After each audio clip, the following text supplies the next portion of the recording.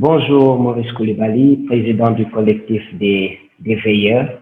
Maurice, c'est un plaisir de partager avec vous ce moment pour apporter quelques éclaircissements, mais beaucoup plus pour vous permettre de revenir sur le sens en fait de ce qui fait l'actualité ces derniers temps, c'est-à-dire la plainte de votre collectif contre l'imam Galadio Ka. Je pense que j'ai bien prononcé. Absolument. Donc, alors moi, je suis Maurice Koulibaly et je suis le président du collectif Les Veilleurs, le collectif de veilleurs citoyens qui ont porté plainte. C'est 75 veilleurs citoyens qui ont porté plainte individuellement contre Monsieur Galadio Ka pour les propos jugés quand même particulièrement violents vis-à-vis de certains membres de la communauté nationale. Est-ce que vous pouvez revenir sur le sens de la plainte et pourquoi cette décision d'être en justice? Merci beaucoup pour cette question parce qu'elle me permet de préciser deux choses. La première, c'est que c'est en tant que citoyen que nous avons porté plainte. Nous avons porté plainte en tant que citoyen et individuellement. C'est vrai que le collectif existe et le collectif, pourquoi on a créé un collectif? C'est pour avoir une unité d'action, pouvoir communiquer plus facilement. Mais chacun individuellement a porté plainte contre M. Galadio Ka. Quel est le sens que nous donnons à cette plainte? En République, il y a des institutions qui ont pour rôle et pour responsabilité de vider les litiges. Si je me contente, moi, en ayant un problème avec Jean, Pierre ou Paul ou Mustapha, d'aller le régler moi-même, on cesse d'être en République. On est dans un autre type d'organisation sociale. En République, c'est à la justice qu'il échoit de statuer sur les litiges et de dire qui a tort, qui a raison. Pour l'heure, nous accusons M. Galadio Ka lors d'une conférence qui s'est tenue à Gorée en septembre 2018 d'avoir tenu des propos particulièrement offensants, des propos à la limite de la méchanceté. Et des voilà, là, ça nous permet, je ne vous coupe pas, Maurice, mais là, ça nous permet de revenir exactement sur les propos offensants et qui font que vous avez jugé utile d'être en justice contre l'imam. C'est ça. Alors, oui, effectivement. Voici ce que dit l'imam, et parce que je l'ai mis quelque part pour pouvoir vous les donner sans dénaturer ce qu'il a dit. Il les a tenus en Wolof, ces propos suivants-là, mais je les traduis pour les besoins de la cause. Et je les redirai au besoin s'il y a une partie en Wolof que l'on pourrait imaginer. À la 13e minute, 44e seconde, on dit que nous sommes 14 millions de Sénégalais actuellement. Les 95% déclament la shahada. 95%, donc 5%. Plus loin, il dit, ces 5% ont légalisé l'alcool, l'adultère, la fornication, l'homosexualité, l'illicite, la danse. Ils ont légalisé le fait de faire tout ce qui leur plaît. Ensuite, cette loi, c'est eux. 95%. S'adressant ensuite au public, toi, tu es convaincu que l'alcool est interdit, le mensonge est interdit, le vol est interdit, la fornication est interdite, le fait de parler dans le dos des autres est interdit. Qu'as-tu fait pour que cela arrive? Qu'as-tu fait? Alors, pour moi, il ne fait pas l'ombre d'un doute que la volonté de celui qui a tenu ces propos-là est de stigmatiser une communauté et de la stigmatiser sur la base de leurs croyances religieuses. Et puis, à l'heure où je parle là, la vidéo est encore visible sur Internet. Ça veut dire donc que le préjudice se poursuit. C'est-à-dire que pendant que nous parlons, ces injures sont en train d'être commises. À l'heure où nous parlons, des gens visionnent cette vidéo, qui est, en plus d'être inexacte, elle est fausse. Parce qu'évidemment, il n'y a pas de légalisation de toutes ces choses-là au Sénégal. En plus d'être juridiquement fausse, mais sont blessantes. Beaucoup de gens se sont sentis meurtris, et parmi ceux qui se sont sentis meurtris, il y a des gens qui appartiennent aux 95%. Et d'ailleurs, ça me permettra peut-être d'aborder la question de la composition du collectif. Effectivement, Maurice. D'ailleurs, ça allait être ma question. L'imam a parlé de 5%. Et les 5%, du coup, il ne faut pas y voir seulement la communauté chrétienne, mais aussi en dehors des 95% qu'il a bien caractérisé comme une communauté professant la Shahada, on se retrouve avec une autre partie qui est composée pas seulement de croyants, mais de personnes comme, supposons, les païens et ceux qui ne croient pas tout simplement en une divinité. Donc, ça veut dire toute autre personne en dehors de la communauté musulmane. Tout à fait, tout à fait. Et d'ailleurs, c'est le sens, effectivement, de notre combat. Notre combat est un combat citoyen. Nous avons, au sein de notre collectif, qui est composé de façon extrêmement diverse, qui contient effectivement des adeptes des religions traditionnelles, qui mentionne des catholiques, il y a des protestants, il y a des gens qui croient en autre chose que dans les religions révélées.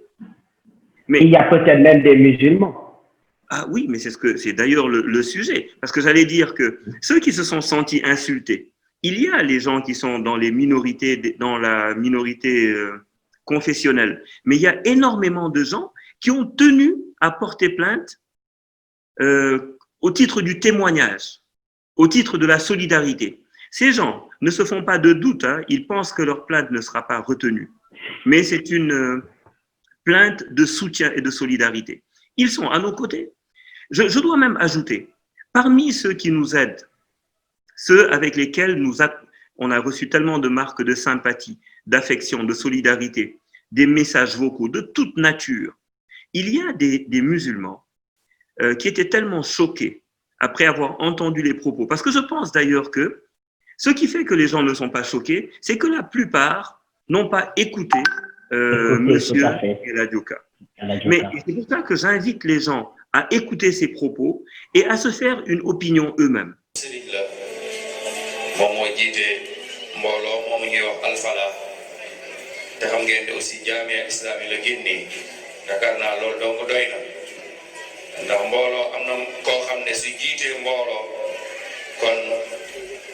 ay critère ak ay jikkoom ak ay valeur am ci xam-xam mooy tax mu jiite mbooloo moom kon yonent sallallahu alayhi wa sallam moo ñu wax ne nusirtu bi ru'bi masirata shahr man dañ maa dimbalee ci jàqare yéeféer bu nekkee sama digganteeg moom lu ñuy dox weer rek xelam du dal ah yonent bi ñëw waxaat wax ji ñu ne ko jaaxle nañu ndax dañuy tuuti parce que noonu la ñu meloon Makka ñu tuuti ndax tuuti waay boobu mooy dellu si ba ñu xeebee ñu noonu ba ñu jàppee ñu noonu yonent salaam mu ne déedéet da ngeen di bari lool waaye nag bari puuke da ngeen di bari lool waaye bari lan la puuke mooy bu tawee salte yu ndaw yi ndaw woyofaan yi ndox mi ni mu koy yëkkatee di ko teg ci peggu yoon yi wala fi ndox mi di taa yóbbu ko fa bu ndox ma demee mu des fa loolu mooy puuke te loolu buñ ko xoolee bu ñu yemalee rek ci suñu frontière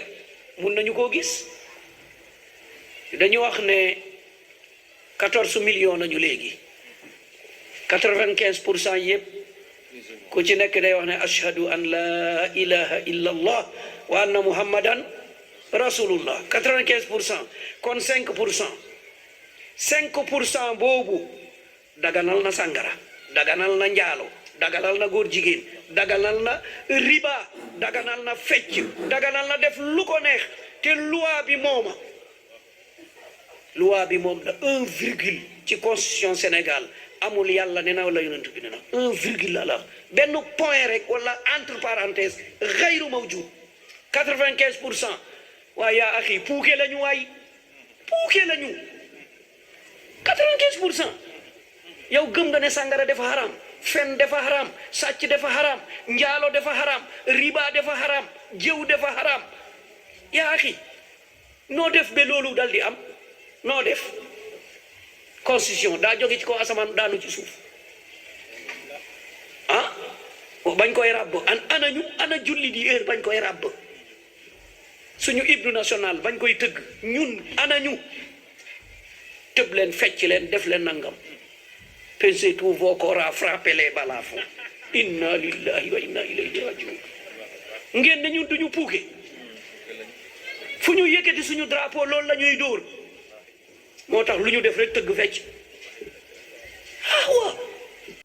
Personne ne peut accepter ça. Ces propos sont inacceptables et sont indignes surtout de la qualité du vivre ensemble qu'il y a au Sénégal. Donc, du coup, c'est assez clair quand on voit la composition du collectif et votre démarche, ce n'est nullement une opposition interreligieuse. Ah oui, mais absolument pas. Absolument pas. Merci d'ailleurs de me donner l'opportunité de clarifier ce sujet-là.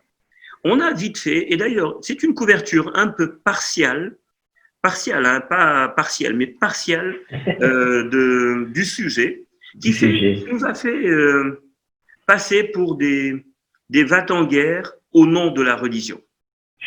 C'est sûr que nous appartenons à la minorité. C'est sûr que nous appartenons à la minorité. Mais notre action, nous l'avons voulu délibérément et entièrement citoyenne. Nous avons porté plainte parce que nous croyons en la République. Nous avons porté plainte parce que nous avons dit à titre individuel, et c'est d'ailleurs la raison pour laquelle à aucun moment l'Église catholique n'a été associée au processus de plainte.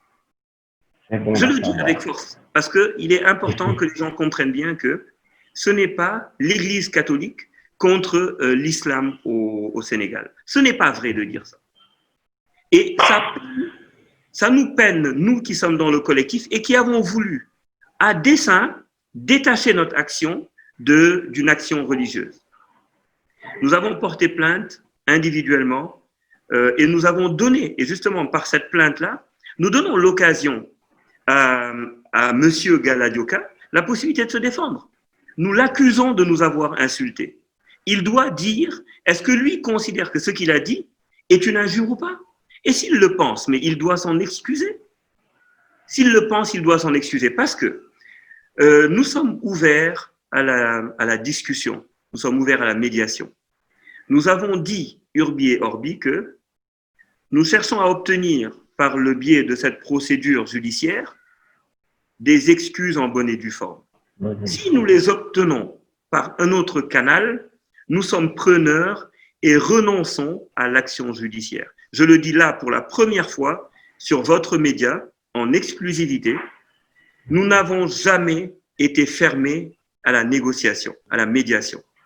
Voilà. Et nous sommes ouverts à ce que, recevant des excuses en bonne et due forme, nous passions à autre chose. D'ailleurs, parlons de la médiation. Là, il est clair que vous n'êtes pas mandaté par l'Église et nous le savons, l'Église est assez bien organisée pour se défendre quand elle pense ses intérêts avoir été touchés. Maintenant, dans cette démarche de recherche, de reconnaissance de la faute et d'excuse, est-ce que vous avez été approché par des autorités, qu'elles soient de l'Église ou par des autorités musulmanes?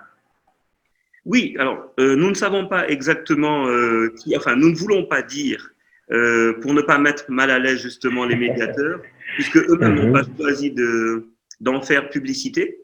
Mais je dois vous dire quand même que beaucoup de bonnes volontés se sont impliquées, de la société civile, des églises, etc. Mais je ne veux pas être plus précis que ça. Et même du côté du mise en cause, il semblerait, j'utilise bien le conditionnel, qu'il ne soit pas fermé à un dialogue. Je pense en fait que le dialogue a bloqué sur des questions de modalités. Et donc, à partir du moment où c'est des modalités, je n'ai pas de doute que c'est une affaire qui sera bientôt derrière nous. Toutefois, il faut quand même, pour la bonne compréhension des choses, que l'on se comprenne. Nous ne sommes pas des va-t-en-guerre. Nous ne sommes pas des gens soucieux de faire partir un feu entre deux communautés. Au contraire, nous considérons qu'en portant plainte, nous éteignons les possibilités, les autres possibilités belliqueuses qui auraient pu prospérer. Et que donc, nous nous soumettons nous-mêmes qui portons plainte à la force de la République, à l'examen de la République. Et en dernier ressort, nous croyons fondamentalement en la justice. D'ailleurs, dans notre demande au niveau de la justice, nous n'avons pas fait de demande de dommages et intérêts. Nous n'avons demandé à aucun moment d'argent. C'est bien pour que les gens comprennent que nous avons été meurtris et nous voulons voir cette blessure et ce tort redressés. C'est tout. Je pense que je vais revenir encore là-dessus parce que il y a certains qui estiment que ce procès porte atteinte au coup dur, disons, à la cohabitation pacifique entre musulmans et chrétiens. Mais je la pose autrement parce que moi, je suis quelqu'un qui a quand même vu la vidéo, je l'ai écoutée à plusieurs reprises. Au-delà de l'aspect confessionnel, il y a dans l'extrait une partie même qui ressemble clairement, ça l'est d'ailleurs, une attaque à la République. Donc, qu'est-ce que vous pouvez aujourd'hui répondre à ces gens-là qui sont assez soucieux de cette cohabitation que ce procès pourrait peut-être menacer d'après eux? Merci Emmanuel. Vous savez, pour moi, la République, c'est une ambition collective. La République, c'est un projet collectif. Et pour que ce projet collectif puisse prospérer, il est important que le cadre dans lequel il se déroule soit un cadre consensuel. Je ne crois pas qu'au Sénégal, il y ait une personne qui ne veuille pas de la laïcité et qui ne la voit pas comme l'assurance, la garantie suprême de notre vivre ensemble. Mais supposons même que la laïcité n'ait pas existé. Elle existe, mais supposons qu'elle n'ait pas existé. Le commun vivre ensemble et la qualité de la coexistence sociale que nous avons dans ce pays, nous la devons d'abord à ceux qui l'ont voulu, les anciens qui ont voulu cette cohabitation-là. Je rappelle que ce pays a été géré pour la première fois par un catholique. Je rappelle que ce pays-là, géré par un catholique, a eu les suffrages de Serigne Touba d'alors, Serigne Abdou Lahad Mbacké, que Dieu augmente ses lumières sur lui. Je rappelle aussi que dans ce pays-là, malgré cette prééminence, on va dire en termes de gestion d'un président catholique, il y a eu tout le temps le président Léopold Sédar Senghor aller à la mosquée de Dakar représenter la République, et c'est le premier ministre Abdou Diouf qui allait au niveau de la cathédrale pour représenter la République lors des cérémonies religieuses. Quand on a grandi dans ce pays-là, quand dans ce pays-là, la contribution d'un des acteurs à la construction nationale, je parle de l'Église catholique, à travers ses écoles, à travers ses structures de santé, à travers énormément de choses, on ne peut pas décemment reprocher à quelqu'un de ne pas vouloir de cette coexistence-là. Maintenant, il y a des symboles de la République. Et dans la vidéo, vous avez raison de le rappeler. Il y a un des symboles qui a été puissamment chahuté. C'est l'hymne national. Et ce n'est pas que l'hymne national. Il y a l'hymne national qui a été chahuté, mais il y a aussi cette volonté de co-construire quelque chose ensemble en regardant certains symboles comme étant représentatifs de ce que nous sommes. Nous sommes une partie de notre hymne national. Et notre hymne national dit quelque chose de la collectivité que nous sommes. Celui qui s'attaque à ça, s'attaque à quelque chose de grave. Et là-dessus, la République aussi est appelée. Parce que nous ne considérons pas que nous avons pour rôle aussi d'être les oraux de la République. Mais il y a des gens à qui il échoit le soin de faire respecter ça. Ils auraient dû s'associer à notre démarche. Effectivement, j'allais en venir à cette question qui est aussi une remarque. Cette vidéo a fait le tour, le procès, et on en parle dans les médias, mais à aucun moment, on a senti les représentants de l'État, ceux qui doivent défendre la République, s'en ouvrir un peu à la collectivité. Il y a ce problème. L'autre chose, c'est que c'est une vidéo qui est pointée du doigt. Le contenu, je pense, à ce niveau-là est quand même pose problème, assez problématique. Et la CDP, aucun organe n'a demandé à ce que cette vidéo soit retirée d'Internet. Elle est encore en circulation. Est-ce que vous vous offusquez devant ça? Et est-ce que aussi le fait que votre plainte soit à la limite acceptée, on peut dire que c'est une première parce que dès les débuts, les gens pensaient que ça n'allait pas aboutir. D'ailleurs, il n'y avait pas que votre initiative au départ pour porter plainte contre l'imam. est-ce que vous y voyez une sorte d'équilibre où il y a toujours cette volonté de vouloir et de rappeler qu'il y a ce travail qui revient à des personnes qui sont élues ou nommées pour cela et il faut qu'ils s'investissent davantage et beaucoup plus pour que les fondamentaux soient préservés dans ce pays. Non, tout à fait. Merci beaucoup, hein, parce que en plus, c'est vrai que si on regarde bien, nous sommes convaincus, nous sommes des inconditionnels de la République. Nous nous ancrons dans la République à fond. Et nous estimons quand même que nous avons été un peu seuls, nous nous sommes trouvés un peu solitaires dans cette démarche-là. Mais nous devons dire à la vérité que ce n'est pas le délai qui est le problème, parce que c'est vrai que nous-mêmes commencions à nous poser des questions sur la célérité. Est-ce que la justice va finalement se saisir de cette question ou pas? Nous étions extrêmement sceptiques. Et je dois dire quand même que, à mes yeux, la justice a redoré son blason en se saisissant de cette question-là, qui est une question quand même sensible, et on le comprend. On comprend la sensibilité de la question, et c'est pour ça d'ailleurs que nous sommes plutôt reconnaissants à la fois aux autorités de ce pays, mais spécialement aux autorités judiciaires, qui n'ont pas, comment on va dire, déserté leurs responsabilités, mais qui l'ont assumé en entendant et en poursuivant, en instruisant cette affaire. Nous avons aussi le sentiment, et là par contre c'est un sentiment personnel parce que je ne veux pas embarquer les membres du collectif dans cette opinion-là, c'est une opinion purement personnelle, nous avons le sentiment aussi que beaucoup de choses auraient pu être faites entre-temps. Énormément de choses auraient pu être faites. Exemple, parce que de tous ces temps-ci, il y a des gens dans la sphère publique qui s'attachent à verser de l'huile sur le feu. Et je vais le nommer parce que je veux que ce soit bien clair. Je parle de Mame Matar Gueye, Jamra, qui commence quand même à s'illustrer de manière répétée, de manière régulière et de manière grave chaque fois dans les attaques contre le vivre ensemble. Mame Matar Gueye, alors qu'une question aussi sensible requérait de la part de tous les acteurs, parce que pour moi c'est un acteur de la société civile, requérait de la sérénité, de la sagesse, il a fait un appel la veille de la plainte en demandant à tous les musulmans de se rendre au tribunal pour soutenir l'imam.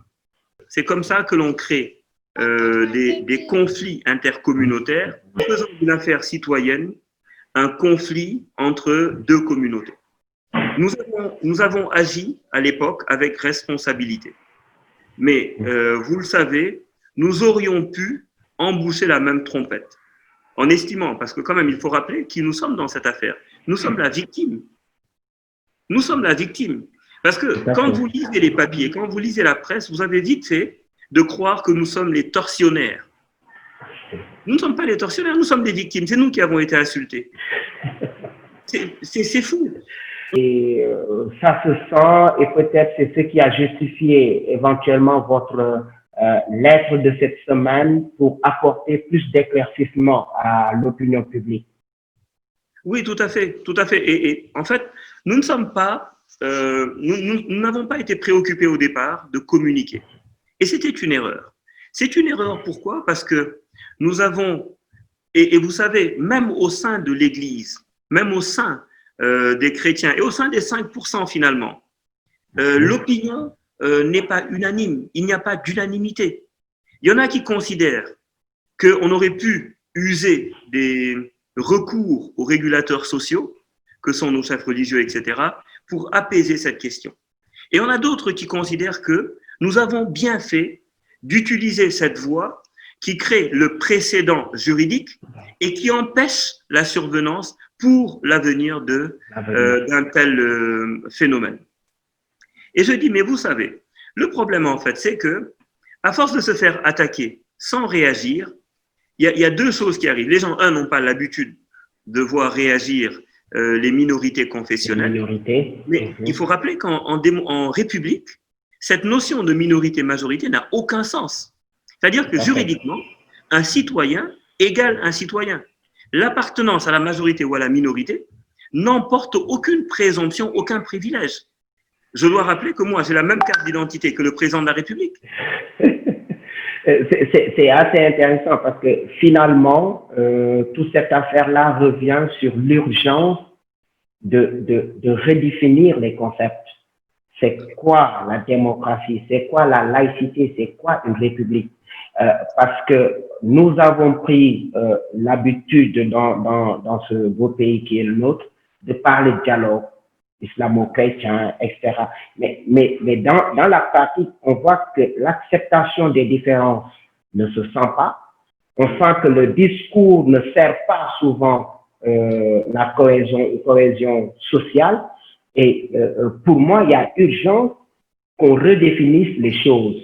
Parce que l'usage abusif, et je préfère maintenir ce mot, du mot tolérance a fini par faire comprendre qu'il y a quelqu'un au-dessus de l'autre. Est-ce que vous pouvez revenir un peu sur ce besoin et cette urgence de repréciser les mots comme république, repréciser les mots comme laïcité?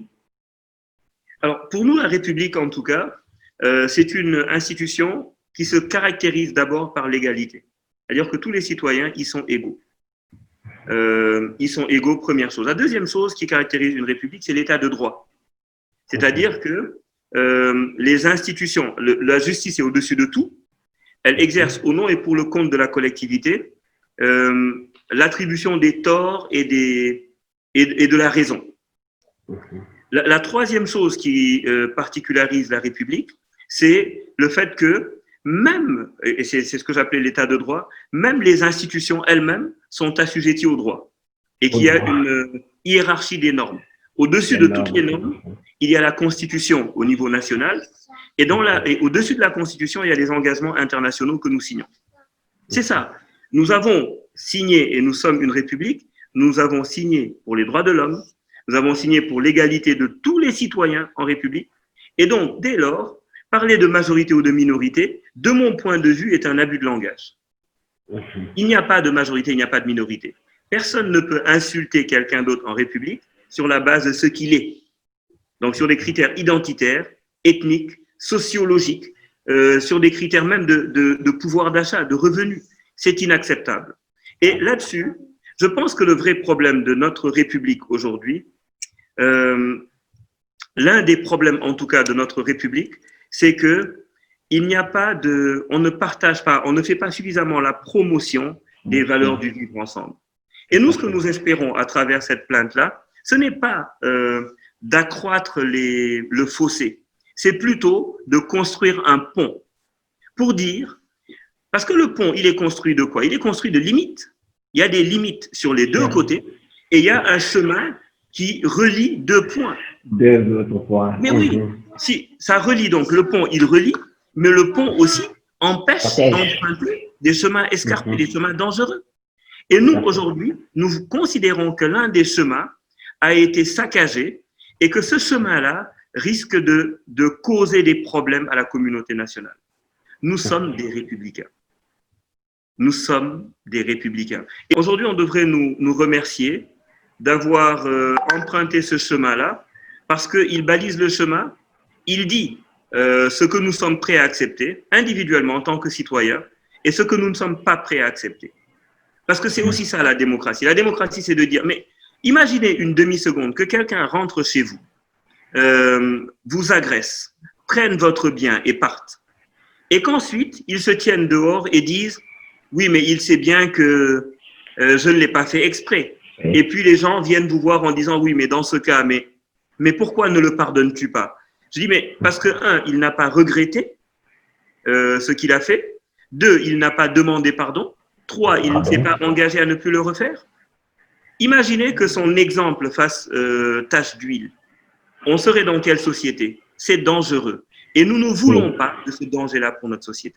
Et excusez-moi d'ailleurs, si on revient sur le fait que les propos de l'imam ont été tenus, je pense, en 2018, c'est bien ça, on peut y voir un prolongement en termes d'idées par rapport à la dernière attaque dont cette même communauté a été victime avec la sortie de Mame Mactar Gueye, s'offusquant d'un nom donné à une actrice dans une série. Absolument. Mais vous faites bien de le rappeler parce qu'on a tendance à oublier que Mame Mactar Gueye est un multirécidiviste.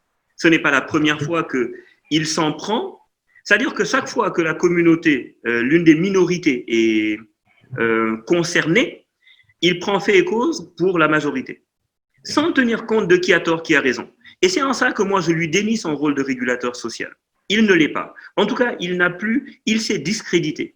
Il n'a plus aucune crédibilité pour faire irruption dans le débat politique quand il y a des communautés qui ont un problème. Mame Mactar Gueye dit une chose qu'il faut rappeler pour ceux qui nous suivent, pour vos téléspectateurs, il dit que pour lui, la série est immorale, mais que pour lui, ce serait moins immoral si l'actrice qui fait preuve d'immoralité portait un nom chrétien. Ce serait moins grave à ses yeux qu'elle ne s'appelle pas Mame Diarra et moins grave que si elle s'appelle… Et le prolongement d'idée, en fait, vient à ce niveau dans la mesure où l'imam lui disait que tout ce qui était déplorable, que ce soit la prostitution, je pense l'alcool, etc., c'est des choses acceptées et instaurées par une minorité. C'est ça. Mais c'est exactement ça.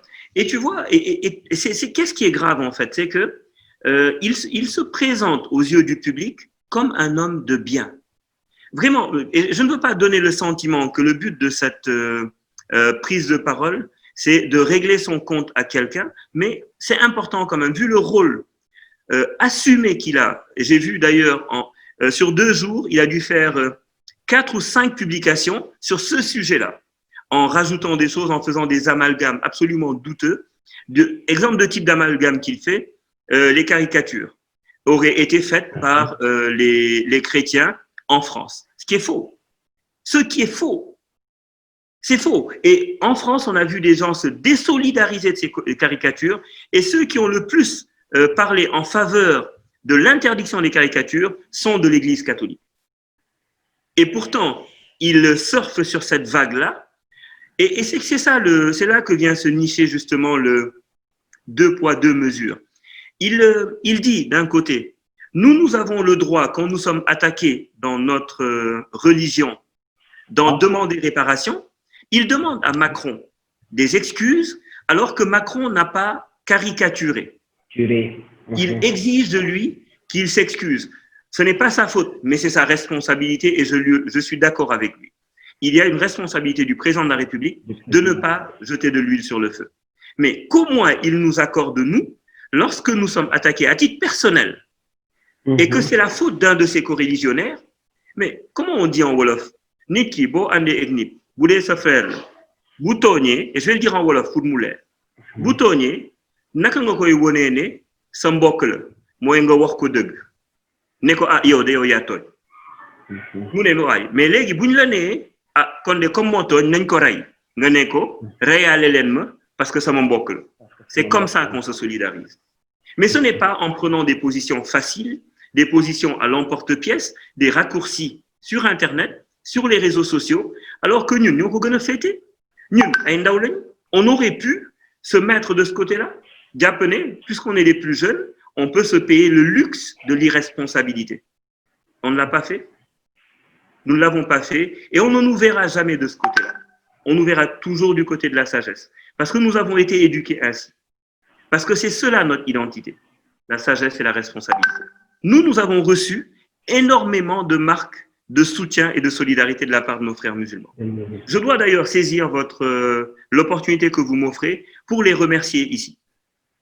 Dans mon téléphone, j'ai énormément de marques d'affection, d'attention, de considération, de respect, d'estime, d'amour fraternel qui ne viennent pas de chrétiens, qui ne viennent pas d'animistes, qui ne viennent pas des 5%, mais qui viennent des 95%, qui disent wax deug yalla liggéeyoo leen la nga xam ne war nañ leen xasee lu ni mel liggéeyoo leen ko et vraiment nous sommes à vos côtés Est-ce que vous savez, Emmanuel, et je dois le dire, non pas pour ceux qui ont...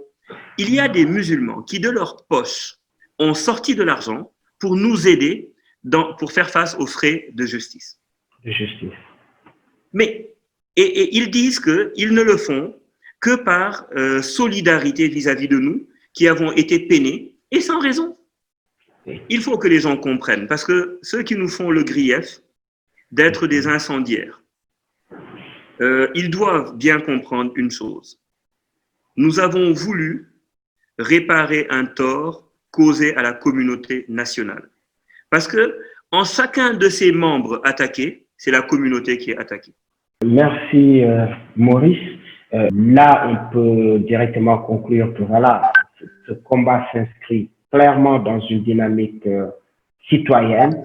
Et donc, une question pour vous la faire confirmer, ça aurait été un guide religieux d'une autre confession ou bien une communauté d'une autre confession attaquée de la sorte ou d'une autre manière, mais de façon quand même à lui faire mal dans sa foi, dans ses croyances, est-ce qu'on peut compter sur un soutien du collectif ou un soutien tout simplement de votre personne? Oui, totalement. Totalement. Le collectif se sent solidaire de toutes les attaques qui sont faites aux droits de l'homme, de toutes les attaques qui sont faites aux membres de la communauté nationale. Au Sénégal, par exemple, et je veux terminer là-dessus, au Sénégal, nous avons une chance incroyable. Nous sommes un pays exceptionnel. Nous sommes le pays de la coexistence. D'ailleurs, il y a aujourd'hui en Afrique de l'Ouest ce qu'on appelle l'exception sénégalaise. Pourquoi le Sénégal n'a jamais basculé? Je dois souligner que nous le devons exclusivement à l'islam confrérique. L'islam confrérique. Et de plus en plus maintenant, les attaques qui chahutent le vivre ensemble viennent de ceux qui ne se reconnaissent pas de cet islam-là et qui attaquent cet islam-là. Confrérique, celui-là. Celui qui est bien sénégalais et qui est respectueux de la communauté nationale. Vous avez vu ici l'archevêque de Dakar aller à l'inauguration de Massalikul Jinan. Quelle marque de sagesse, quel témoignage. En disant lors de qu'il aspire, il soupire, lui, il convoite de notre Seigneur, qu'il donne aux chrétiens, passe boutol nous. Vous êtes vous-même en train de faire une activité très noble, et je saisis cette opportunité pour vous féliciter pour ça, Anne de Tabar Saint-Paul. Et je me dis que si on avait un enthousiasme, une passion, si on brûlait d'une chaleur, d'un engagement aussi fort que l'islam confrérique, je pense que vous n'auriez pas eu besoin de vous engager. Et vous vous engagez aussi parce que nous sommes parfois un peu tièdes.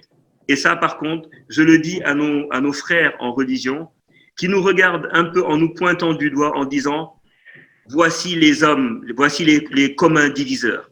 Nous ne sommes pas les communs diviseurs. Nous sommes attachés, nous voulons être un trait d'union en corrigeant avec un sparadrap et une aiguille. Quand le médecin prend une aiguille en chirurgie, il le fait pour sauver l'organe. Et ce n'est pas nous qui avons administré le coup. Nous venons avec l'aiguille en disant c'est là qu'il faut suturer. Et nous demandons à la justice de suturer là. J'espère qu'elle nous suivra. Moïse, vous avez lu la dernière encyclique du pape? Non. Oui, je l'ai lu, Fratelli Tutti. Je l'ai lu. Et comment vous vous retrouvez dans le contenu et la démarche que vous engagez? Parce que c'est exactement un appel à une fraternité vraie, et je pense que votre démarche s'inscrit dans une reconnaissance de choses qui portent atteinte à la cohésion sociale et une acceptation peut-être d'avoir une posture qui va davantage unifier et rendre réel le comment vivre ensemble. Complètement. Fratelli Tutti est une encyclique d'une rare qualité littéraire et d'une rare qualité mystique au sens théologique du terme. Je pense que le pape François, par une espèce de prescience, nous destinait ça à tous, mais nous le destinait individuellement. Et dans cette affaire-là, nous le vivons comme une espèce de viatique. Parce que nous sommes dans l'épreuve. C'est nous qui sommes dans l'épreuve. C'est nous qui sommes victimes.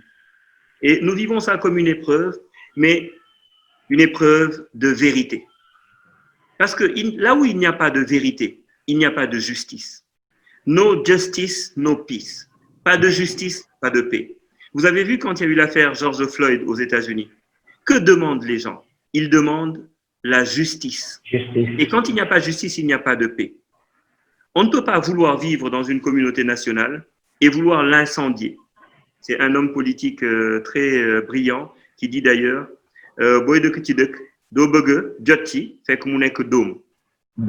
qui peut habiter au Sénégal et vouloir que le Sénégal s'embrase. On ne peut pas nous faire ce reproche-là. Une question pour le sens toujours de ce combat. La plupart du temps, on a vu au Sénégal que le débat sur la foi porte souvent sur ceux qui partagent en fait déjà une croyance en Dieu, l'unicité de Dieu. On oublie souvent dans cette république que nous cohabitons avec des gens qui ne sont ni de l'islam, ni du judaïsme, ni du christianisme. Et ces gens-là, on a tendance à les oublier. À la limite, on peut dire que c'est des personnes qui sont sans voix. La religion ayant pris une dimension telle que ne pas y appartenir, bien ne pas appartenir à une des religions, ne te permet pas de te présenter devant les gens. Est-ce que ce combat-là n'a pas aussi une signification pour ces personnes qu'on a tendance à oublier et qui, à mon avis, devrait être la préoccupation première de la République? Complètement. Complètement. Nous, non seulement on se sent solidaires, mais vous avez vu dans notre démarche, ils y sont présents. Ces adeptes des religions qui sont dites non révélées.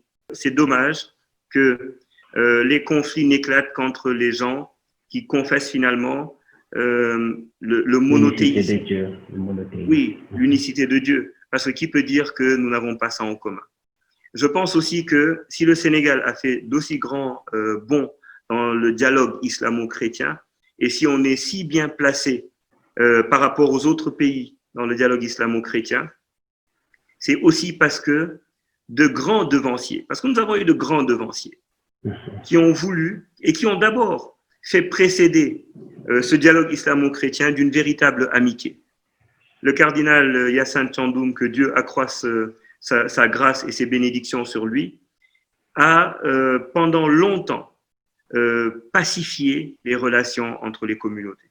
Lui qui était de naissance musulman et qui est devenu ensuite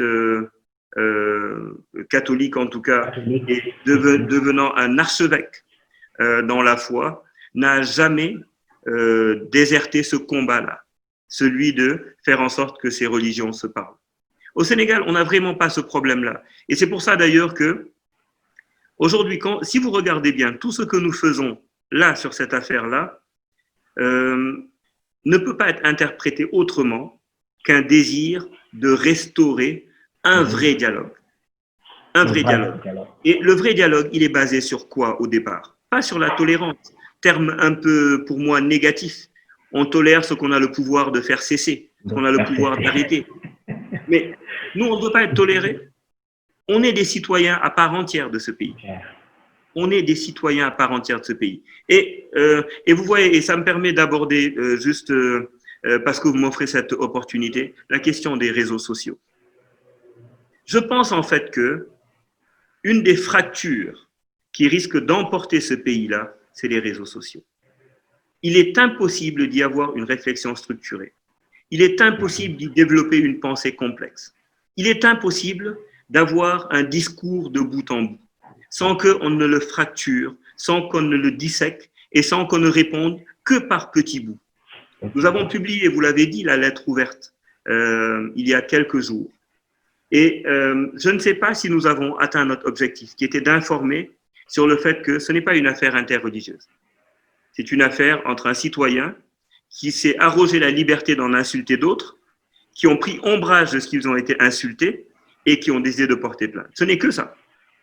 Mais dans les commentaires que nous avons vus sur Internet, il y en a qui sont allés voir énormément de choses qui ne figurent pas dans le courrier. Dans le courrier. Donc, je pense que les réseaux sociaux, il importe aussi que des actions vigoureuses soient faites pour pacifier cet espace. Je pense, Maurice, qu'on va peut-être vous laisser dire un dernier mot. Pour moi, j'ai envie, en me donnant la parole, merci d'ailleurs, je sais que avec votre site, en tout cas, dont on me dit qu'il est de plus en plus fréquenté, on atteste les statistiques sur Alexa, que je suis allé visiter afin de préparer cette interview-là, nous rassure qu'il est possible sur certains organes, sur certains médias, d'avoir un échange respectueux de la pensée des uns et des autres. Il est possible dans certains médias d'avoir un échange cordial et de pouvoir aller au fond des choses. Je voulais, si vous me le permettez, rappeler un peu ce que Césaire disait. Je pense qu'il le disait dans un de ses livres qui s'appelle « Discours sur le colonialisme ». Bien qu'il ne s'agisse pas de discours, les mots qu'il y tenait quand même sont applicables à la situation. Il disait « Une civilisation qui ruse avec ses principes est une civilisation moribonde. Une civilisation qui choisit de fermer les yeux sur ses problèmes les plus cruciaux est une civilisation atteinte. » Et il termine en disant qu'une civilisation qui s'avère incapable de résoudre les problèmes que suscite son fonctionnement est une civilisation décadente. Moi, j'ai le tort de penser que, malgré le fait que le constat amer du délitement de notre vivre ensemble se poursuit, avec des actes qui, malheureusement, relèvent de la banalisation du mépris de l'autre, sur des fondements identitaires, biologiques, sociologiques. Malgré tout ça, il est possible de réactiver les valeurs dont le Sénégal a hérité. C'est donc pour nous une opportunité d'espoir, de voir en fait ces valeurs-là réactivées, ces valeurs qui sont héritées de notre histoire millénaire, l'histoire de nos communautés et de leur coexistence pacifique. Et nous considérons, nous avons peut-être tort de penser ça, mais nous le considérons, et cela nous est chevillé au corps, que ces valeurs ne sont pas le fruit du hasard, mais qu'elles sont le résultat conscient et voulu, appliqué d'une organisation de la société autour du respect de l'autre et de ses croyances. Vous l'avez dit tout à l'heure, nos croyances nous sont personnelles. Elles ne sont pas un lieu à partir duquel nous insultons l'autre, nous le dégradons, nous le nions. Et nous, c'est ça, les raisons qui ont pesé puissamment sur chacun d'entre nous, membres de ce collectif, chrétiens, musulmans, adeptes des religions traditionnelles, à porter plainte, à titre individuel, mais dans un même mouvement contre le mis en cause. C'est d'ailleurs ça qui fait que nous avons initié la phase judiciaire. Vous avez vu que M. Galadioka conspue la République. Il la moque. Il la moque dans l'un de ses symboles, celui du drapeau, celui de national. Et pourtant, c'est cette République-là, c'est cet état de droit-là qui rend obligatoire la procédure contradictoire par laquelle nous passons. Dans un autre état qu'il appelle de ses voeux, il n'aurait peut-être pas eu la même chance. Célébrons la laïcité comme une chance unique de respect de l'autre et qui permet à l'autre d'exister. Nous, ce que nous avons demandé, et nous n'avons rien demandé d'autre, mais nous ne demandons pas ni plus ni moins. La justice de notre pays est une justice indépendante, est une justice libre, est une justice impartiale. Le simple fait que M. Galadioka soit entendu sur une cause que nous avons souhaitée est un motif de satisfaction. Nous espérons maintenant que les torts qui nous ont été causés seront reconnus par le tribunal. Nous ne demandons rien d'autre, que le droit soit dit simplement. Pas de dommages d'intérêt, pas de pénalité. Nous ne nous sommes même pas constitués partie civile. Nous ne nous sommes même pas constitués partie civile. Vraiment, et que cette question soit traitée dans la sérénité qu'exige la sensibilité d'une telle question qui a été portée au tribunal à l'initiative des membres des minorités de ce pays. Ne brûlons pas ce pays. Voilà. Merci infiniment, Emmanuel, pour votre oreille attentive et je salue avec respect tous vos internautes et tous vos téléspectateurs qui sont de plus en plus nombreux. Merci Maurice.